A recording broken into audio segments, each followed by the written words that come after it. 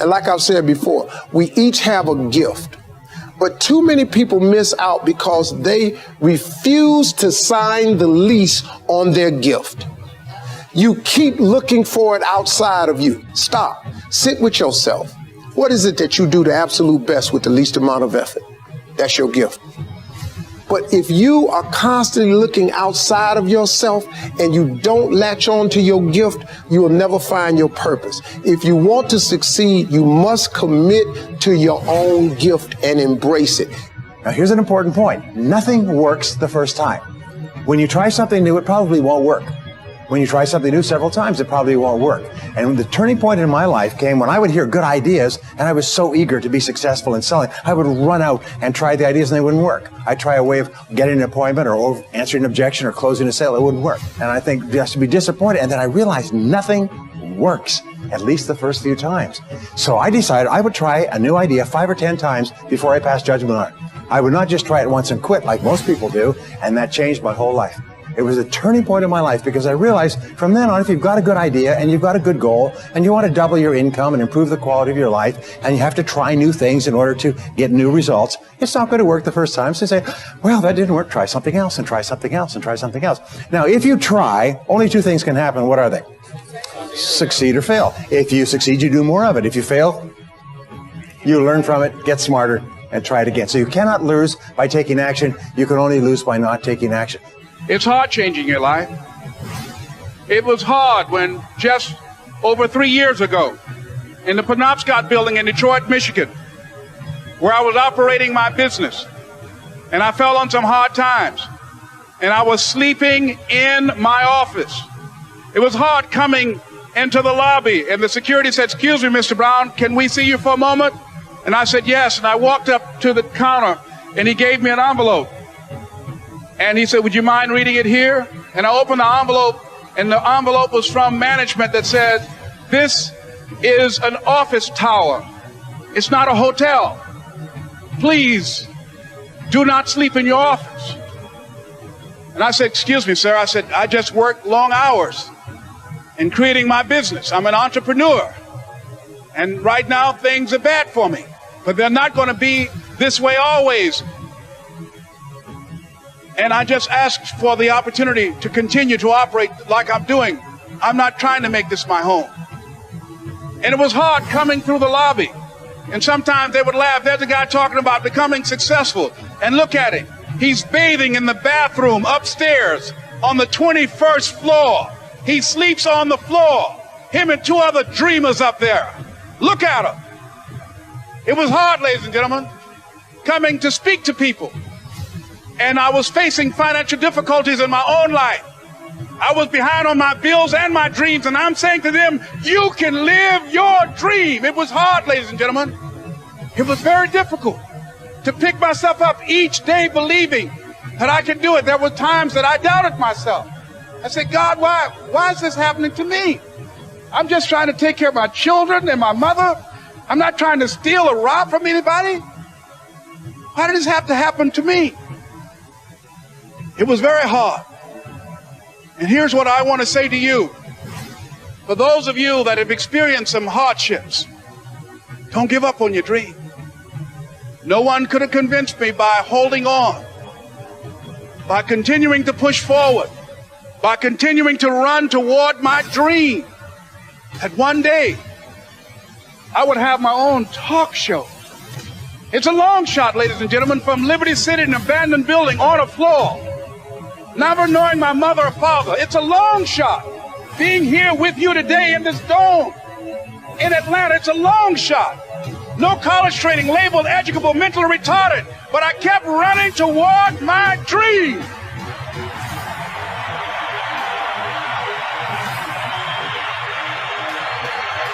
Don't stop.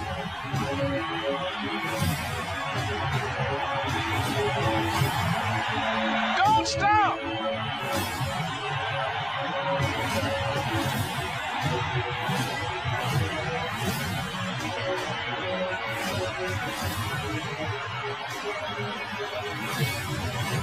Don't stop running. going to do with your life, you got to get at it. Don't just let the springs pass. Learn how to protect your crops all summer. You got to take care of what you start. Sure enough, as soon as you've planted your garden in the spring, the busy bugs and the noxious weeds are out to take it. And here's the next bit of truth. They will take it unless you prevent it. And that's the third major skill to learn. You've got to learn to prevent the intruder from taking all the good you start. It's one of the challenges. All good will be attacked on this planet. Maybe not the next one we get to, but on this one, all good will be attacked. Every garden will be invaded. Not to think so is naive. All values must be defended. Political values, social values, community values, family values, marriage values, friendship values, business values. Every garden must be tended all summer. Learn how to reap in the fall without complaint. Learn to reap come harvest time without complaint. Take full responsibility for what happens to you. It's one of the highest forms of human maturity, accepting full responsibility. It's the day you know you've passed from childhood to adulthood, the day you accept full responsibility. Learn to reap in the fall without apology. Without apology if you do well, and without complaint if you don't. That's maturity. It's not what happens, it's what you do. What happens is about the same. You might put that in parentheses here. Same. What people do, that's what's different.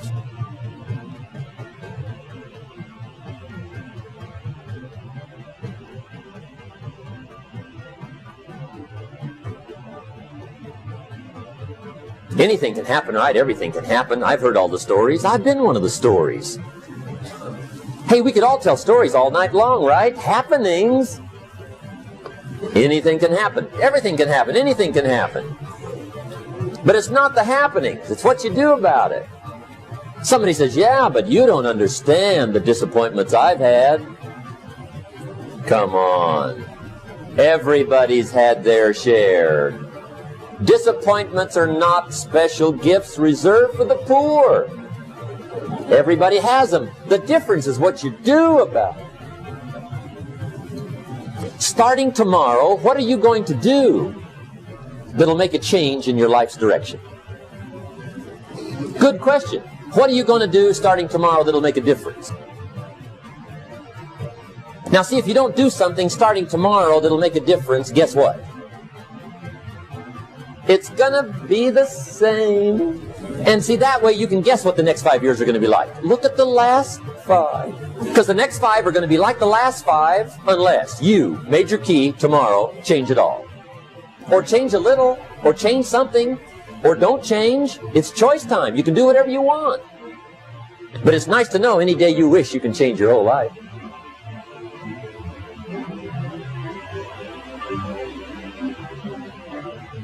What can you do starting tomorrow that'll make a difference? And reach down inside of you and come up with some more of those remarkable human gifts. They're there, waiting to be utilized. And then change anything for you you want to change. And I challenge you to do that because you can change. If you don't like how it is for you, change it. If it doesn't suit you, change it. If it doesn't please you, change it. If it isn't enough, change it. And I challenge you to do that because you can change. See, you don't ever have to be the same again after tonight, only by choice.